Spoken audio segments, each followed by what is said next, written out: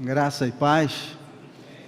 Nós vamos meditar nessa manhã. Eu convido a igreja a abrir as Bíblias no Evangelho de Lucas, no capítulo 3. Nós vamos ler inicialmente apenas 2 versículos, o versículo 21 e o versículo 22.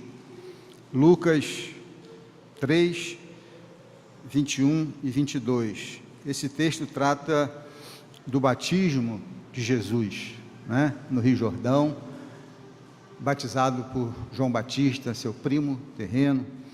Diz assim a palavra de Deus: E aconteceu que, ao ser todo o povo batizado, também o foi Jesus, e estando ele a orar, o céu se abriu, e o Espírito Santo desceu sobre ele em forma corpórea como pomba.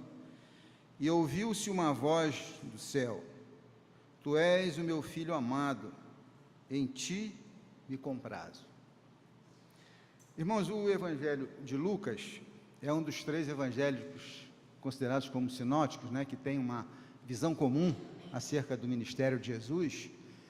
Mateus, Marcos e Lucas são esses 3 evangelhos. João também, o 4º evangelho, tem o texto um pouco diferente, se bem que todos falam de Cristo, todos falam de Jesus, do Filho do Homem, Lucas vai falar muito sobre o Filho do Homem, o Filho do Altíssimo, Jesus que foi 100% Deus, Lucas vai falar da deidade de Cristo, 100% Deus e 100% homem.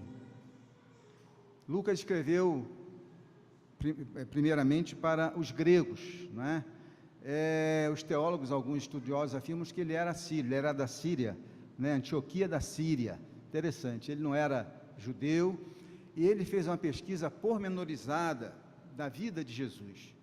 Dizem que quando Paulo esteve preso em Cesareia, Lucas foi até Jerusalém e fez uma pesquisa com aquelas pessoas que tinham convivido com Jesus. Sabemos que nem Paulo, nem Lucas, eles foram companheiros de ministério, nas viagens missionárias, mas nenhum dos dois foram contemporâneos de Jesus. Então, nessa pesquisa muito acurada que Lucas fez, e ele era profundo conhecedor da língua grega, tinha muita intimidade, então é o evangelho mais detalhado, considerado mais detalhado, sobre a vida de Jesus.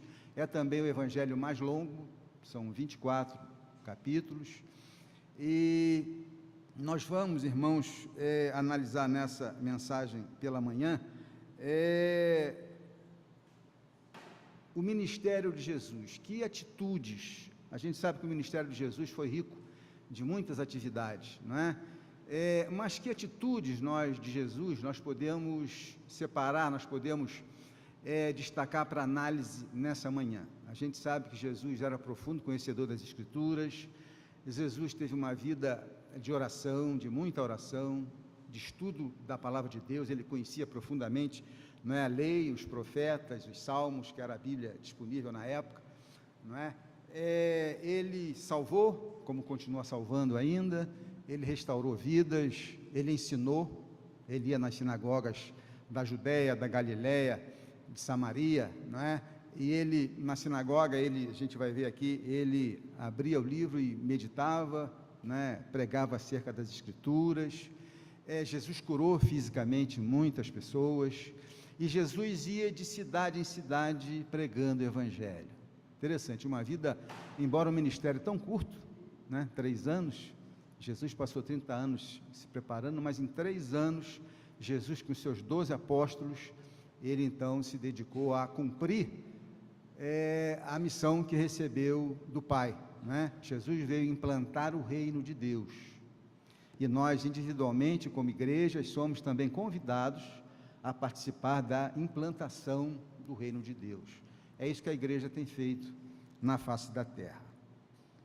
Mas, irmãos, então, feita essa introdução, e essa frase que a gente analisou, que atitudes, não digo principais, mas que atitudes marcantes, em que atitude se revestiu o Evangelho de Cristo? A gente vai, irmãos, aqui nessa manhã separar algumas atitudes dessas tantas que Jesus teve no seu ministério, e eu chamaria a atenção como uma primeira atitude, não é?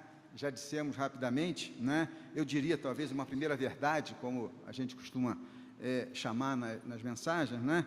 Uma primeira verdade acerca da vida de Jesus é que ele era um homem, eu falei 100% homem, 100% Deus, ele era um homem plenamente dedicado à oração. A vida de Jesus era uma vida de oração. A vida de Jesus era também uma vida de meditação, de explanação, de pregação da palavra de Deus.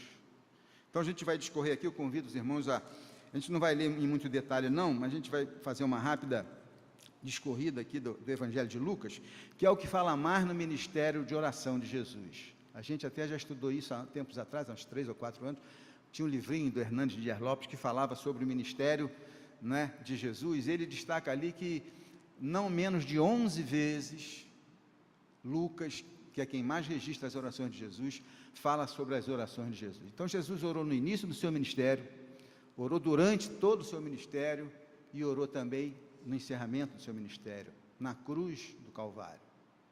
Uma cruz que ficou vazia, de um túmulo que também ficou vazio.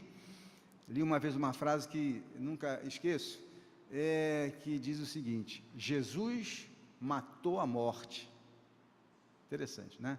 Jesus acabou com a morte, Jesus matou a morte, Jesus ressuscitou. Mas nesse versículo que nós lemos, irmãos, o 21 e 22 de Lucas 3, a gente vê que 3 coisas aconteceram quando Jesus orou. Estando ele, 21, estando ele a orar, o que aconteceu? O céu se abriu.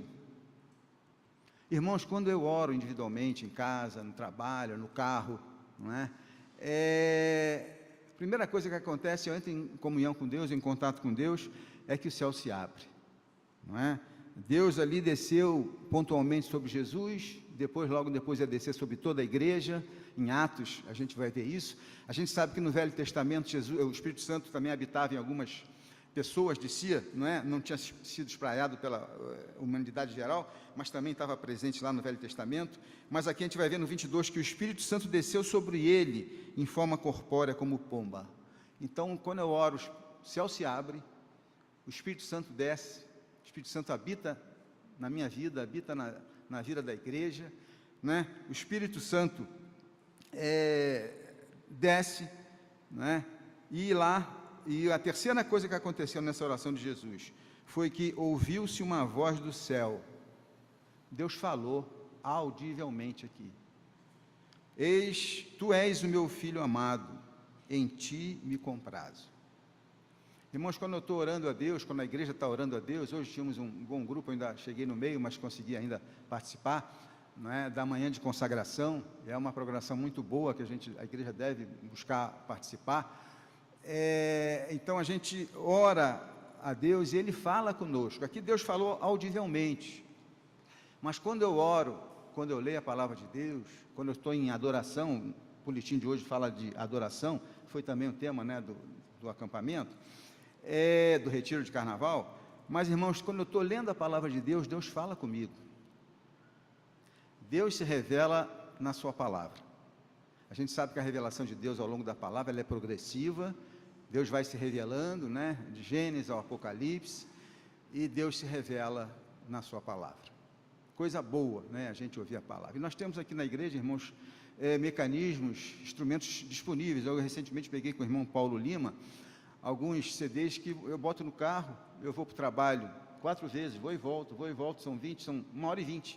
Então é o tempo que eu tenho disponível para ouvir a palavra de Deus, não é? Ali é pregação, não é? E a gente sabe que a pregação, a fé vem pela pregação, e a pregação pela palavra de Cristo. Então lá o nosso irmão Saião, né?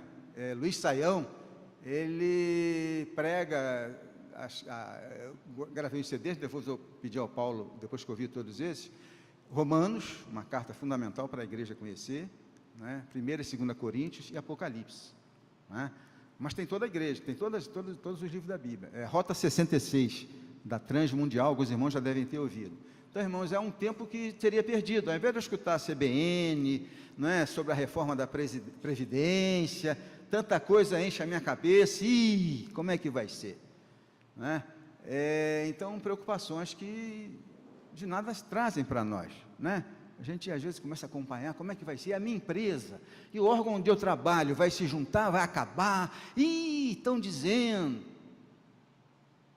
o que a palavra diz, qual é o termo que a palavra diz mais? Não temais, e a gente esquece disso, mas a gente vai ver isso mais para frente.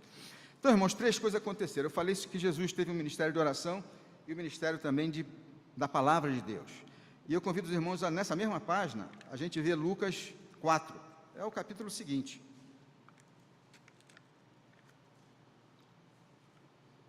Então, já viu que o Espírito Santo, quando Jesus orou, no versículo 22, 3, o Espírito Santo desceu.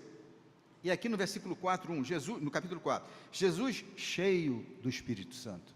Começa assim, o versículo. Jesus cheio do Espírito Santo. O que é uma pessoa estar cheia do Espírito Santo?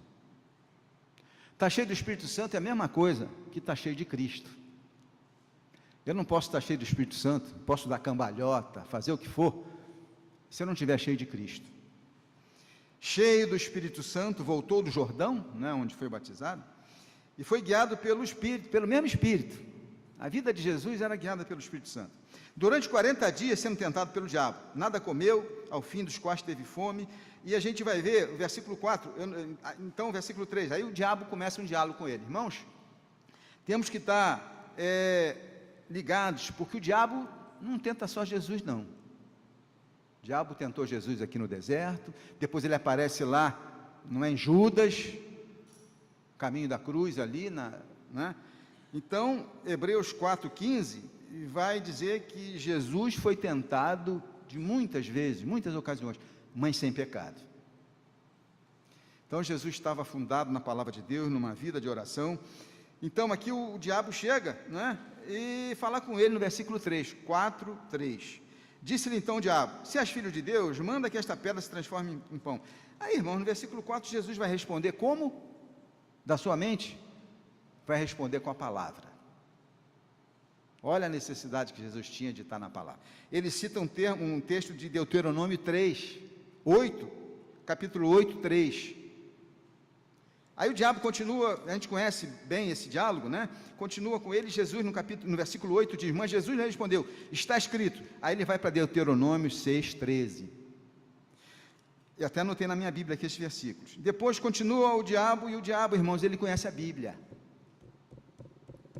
O diabo conhece a Bíblia.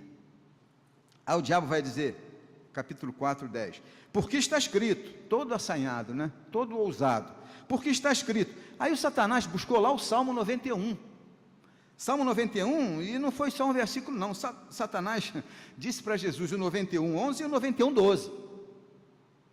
Satanás estava bem escolado acerca da palavra, e ele continua escolado. E como é que eu estou? Como é que eu fico nessa? Satanás está dizendo no versículo 10, porque está escrito, ó Jesus, está escrito, hein? Você fica aí pregando a palavra na sinagoga, de cidade em cidade, de aldeia em aldeia, está escrito, porque está escrito, aos seus anjos ordenará a teu respeito que te guardem, e, citou outro versículo, eles te susterão nas suas mãos, para não tropeçares em alguma pedra. Aí Jesus responde pela terceira vez, com outro texto bíblico, que eu também preciso conhecer, quando a tentação vier. Respondeu-lhe Jesus, dito está, não tentarás o Senhor teu Deus. Passadas que foram as tentações de toda sorte, apartou-se dele o diabo até momento oportuno. O diabo não vazou para sempre, não. Como não vaza na minha vida. Ele vazou até momento oportuno. Ele vai aparecer depois lá em Judas, né?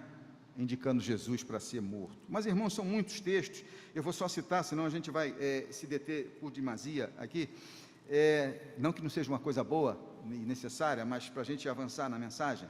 Aí depois Jesus, irmãos, ainda na questão e depois ele vai dizer ainda que Jesus prega em Nazaré, eu estou ainda no 4, voltei para o versículo 17, então Jesus prega em Nazaré, é rejeitado pelos seus, né? Segundo o seu costume, lá na sinagoga ele levantou-se, versículo 17, então lhe deram o livro do profeta Isaías. Jesus usou muito Isaías no início do seu ministério, e abrindo o livro, achou o lugar que estava escrito, Isaías 61, 1 e 2. Irmãos, a Bíblia toda aponta para Cristo. De capa a capa, a Bíblia aponta para Cristo. Né? A palavra de Deus, que a gente sabe, é suficiente, é atual, é verdadeira, é fidedigna, é a única regra de fé e prática. Se não é, precisa ser. Isaías 61, 1 e 2, Jesus vai dizer: o Espírito do Senhor, também nós conhecemos, o Espírito do Senhor está sobre mim, pelo que me ungiu para evangelizar os pobres, enviou-me para proclamar libertação aos cativos e restauração da vida aos cegos, para pôr em liberdade os oprimidos e apregoar o ano aceitável do Senhor. Tendo fechado o livro, devolveu ao assistente, sentou-se, e todos na sinagoga tinham os olhos fitos nele. Então passou a Jesus a dizer-lhes: hoje se cumpriu a Escritura que acabais de ouvir. Irmãos, a Escritura se cumpre sempre. Ou já se cumpriu, né, muitas profecias, ou está se cumprindo hoje, né, ou vai se cumprir. Estamos estudando aqui nas quartas-feiras Apocalipse, né, também na escola dominical, a classe dos homens está estudando sobre Apocalipse, né. Hoje se cumpriu a Escritura. E seguindo aqui, né, Jesus agora está na Galiléia, na Judéia, passeando ali, pregando o Evangelho do Reino. Jesus vai a um lugar deserto. Irmãos, orar para Jesus era tão importante. E a gente vai ver aqui no versículo 43, eu estou em Lucas 4, 43, 42 e 43. Jesus vai a um lugar deserto. Sendo dia, saiu ele e foi a um lugar deserto. As multidões o procuravam e foram até junto dele, e instavam para que não os deixasse. Ele, porém, lhes disse: é necessário que eu anuncie o evangelho do reino de Deus também a outras cidades, pois para isso é que eu vim. E pregava nas sinagogas da Judéia. E a gente vai ver mais adiante no capítulo 5, né, as pessoas buscavam a Jesus. Eu estou agora no 5, Lucas 5,15, porém o que se dizia a seu respeito cada vez mais se divulgava, e grandes multidões afluíam para o ouvirem e serem curadas das suas enfermidades. Aí o versículo 16 vai dizer o quê? Em relação à oração: ele, porém, se retirava para lugares solitários e orava. E aí, irmãos, uma aplicação para mim mesmo. Como é que anda a minha vida de oração? Como é que anda a minha vida de busca da palavra de Deus? E aí segue o Evangelho de Lucas, não é? E aí no capítulo 6, de novo, Jesus priorizando a oração, ainda, né, no 6, diz que no versículo 12 e 13, a escolha dos 12 apóstolos. Aí começa a chegar na igreja. Começa a chegar no dia a dia aqui da nossa igreja e da igreja de Cristo, né? Jesus escolheu aqui 12 pessoas para estar com ele. Os departamentos fizeram eleições recentemente, né? A igreja fez eleições, nós temos os cargos aí sendo ocupados, sendo administrados, a escola dominical, não é? Naqueles dias retirou-se para o monte a fim de orar, e passou a noite toda orando a Deus. Esse Jesus era de oração mesmo, né? Parecido comigo. Será? Cristão, eu gosto muito da definição de cristão, que diz: cristão é aquele que é parecido com Cristo. Como é que se diz? Estou no sal. Ou, mais sério ainda, cristão é um pequeno Cristo.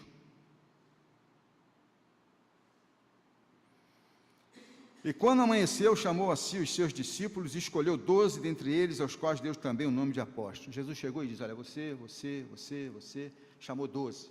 Tinha milhares que corriam junto com Jesus, mas ele escolheu 12. Por quê? Ele passou a noite orando, e depois ele só chamou. De novo uma aplicação para mim. Aí eu pulo para o capítulo 9 de Lucas. Tendo Jesus convocado os 12, então ele chamou, no capítulo 6, vamos ver o que aconteceu no capítulo 9. Tendo Jesus convocado os 12, deu-lhes poder e autoridade sobre todos os demônios para efetuarem curas. Será que isso é reflexo da minha vida de intimidade com Deus, de oração, de busca da palavra? Também os enviou a pregar o reino de Deus e a curar os enfermos. Aí chegou em mim. Também os enviou a pregar. Aí depois, Lucas 9, porque Jesus orou, subiu ao monte para orar com o propósito de orar, versículo 28, e aconteceu que enquanto ele orava, a aparência do seu rosto se transfigurou, e as suas vestes resplandeceram de brancura. Depois no 11 ele ensina aos discípulos a oração dominical. Mas irmãos, eu quero passar com os irmãos lá para o final, na última semana de Jesus, não é? Houve o pacto da traição, sabe que de novo Satanás apareceu agora a Judas, não é? Jesus no Getsêmani, não é? Nós estamos no capítulo 22, e 40, chegando no lugar escolhido, Jesus lhes disse: orai para que não entreis em tentação. 44, estando em agonia, orava mais intensamente, e aconteceu que o seu suor se tornou como gotas de sangue caindo sobre a terra. Levantando-se da oração, foi ter com os discípulos e achou dormindo de tristeza. Achou dormindo. Disse-lhes: por que estáis dormindo? Levantai-vos e orai, para que não entreis em tentação. A crucificação, Jesus orou na cruz, né? E de novo a gente vê lá no Velho Testamento, Salmo 22, vai registrar, né? Salmo 22, 18, contudo Jesus dizia: Pai, perdoa-lhes porque não sabem o que fazem. Então, repartindo as vestes dele, lançaram sorte. Então, Novo Testamento, o Evangelho de Lucas, o Evangelho casado, uma correlação com um trecho paralelo lá de Salmo, né? E depois no Salmo 31, 5, de novo, uma segunda palavra de Jesus na oração, na cruz. Verso 46, então Jesus clamou em alta voz: Pai, nas tuas mãos entrego o meu espírito. E dito isto, expirou. Como eu disse, está lá no Salmo 31, versículo 5. Não é? E aí, irmãos, então essa foi a primeira verdade que a gente viu. Jesus teve uma vida de oração. A vida de Jesus foi uma vida de oração, uma vida de conhecimento, de explanação, de pregação da palavra de Deus. Mas eu chamo, irmãos, a atenção para uma segunda verdade desse texto. E agora tem a ver comigo e com você.